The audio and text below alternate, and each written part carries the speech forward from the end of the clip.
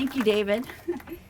I don't think it was as loud for him because he was taller, so I guess we can Kathy, angle it. you can tell them if anyone wants insight or knowledge, they can get me through you.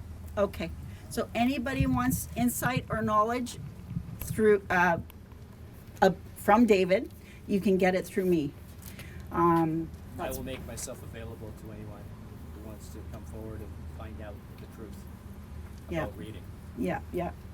He's just finished a movie with a group. What's the movie called? Truth about reading. The Truth About Reading. It's just been released last week or 2 weeks ago. So yeah, maybe we'll get it as an event here in the next few months in BC. So our next speaker, I think we had someone cancel, but Steve's here. So I'd like to welcome Dr. Steve Truch, and he has 40 years, 50 years, I don't want to put year, 45 years of experience. He started as a school teacher. I'll let him explain. Thank you, Steve. Nice. He's here from Calgary. Yay, Calgary.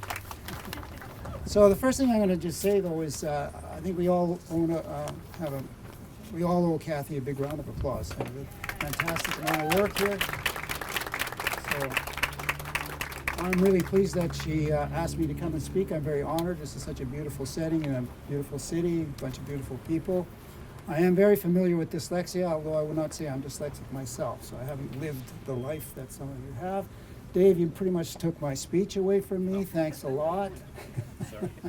But I know what you're talking about because I'm part of the group that trained you, you might say. So I guess I'm going to just shorten the speech that I did write out because I want to be careful with some of the words that I'm going to say here. First of all, I was going to recommend that the BC Legislature pass legislation to screen children at an early age in kindergarten. That's already in the works, as it turns out. So they read my mind, took that away from me. So the second thing, though, is that I think that parents themselves face a tremendous financial burden considering things the way they are right now systemically. And so parents need to get some sort of support when their child is dyslexic, just the way that they do now with a Q designation for autism. So that any little bit helps, but the tremendous costs involved, and I'm aware of them because I was in the system and I started a clinic, a private clinic that charges outrageous fees to help kids who are dyslexic. The thing is, our program works. That's the big difference. It works. And you're not tied into it, and we're not going to boot you out if you break any of our rules because we don't have any rules. So I think besides the money thing, the questions we have to ask ourselves is, and my final thought on this thing is that we don't want to jump on a new bandwagon. So there's not a single science of reading. That makes it sound like there's only one way. There isn't. But we do know a great deal about reading because of the research is ubiquitous. It's unbelievable. So what we now know are the processes, the invisible processes that are needed for a child to become a good reader. And we have certain ways to bring that about quicker for them than is what is traditionally taught through traditional phonics, we'll say, if phonics is taught at all. Because the big thing we have to get away from first is the remnants of whole language. And so what we still have in the system is a primary strategy of teaching children to guess at words. So that's all wrong. So like Dave was just saying, what children need to know is and have an awareness of, and that stems from the teacher having this awareness in the first place, of the 44 phonemes in the English language. Now we all know the English language is the one that is most challenging around the world. So children in Italy, for example, where the orthography, the spelling is very consistent, one sound, one letter, that's it, learn to read by the end of grade 1. Some of them still can't. Those are the dyslexic, but it's only some. So if we have a system for English that's a little more structured, a little more organized, then we will get more promising results than we get now.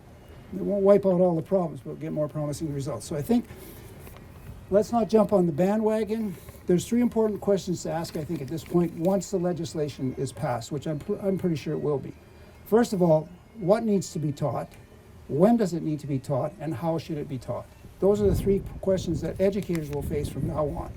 And scientific research gives us partial answers to each of those questions, but some careful reflection is needed from more than one perspective. So for example, there are many structured literacy programs. They're all going to be structured literacy now because that's the new term. So publishers get on bandwagons. They don't create anything new, they just follow the leaders. So structured literacy, research-based, those are just terms now being thrown out for anything. So each structured literacy program or principle that might be considered for classroom or remedial implementation has to be accompanied by research showing growth in reading scores for recipient students that outdoes traditional methods. I have my own opinion as to which approaches are likely to be more effective. Dave fortunately has touched on them and shown and given us his own example of how quickly a change can be implemented. So scientific research on reading, like I said, it's ubiquitous, and the teaching components need to be given to teachers so they have at least a practical idea of how to work with students and how to identify students who are in need in the school systems now. So using that evidence, I think we need to ensure as much as humanly possible the best outcomes for all students. What Dave has said about everything changing in the next 2.5 years, that's pretty exciting and a little bit scary too, yeah?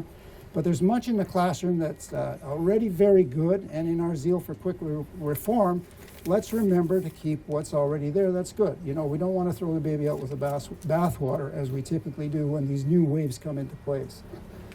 So I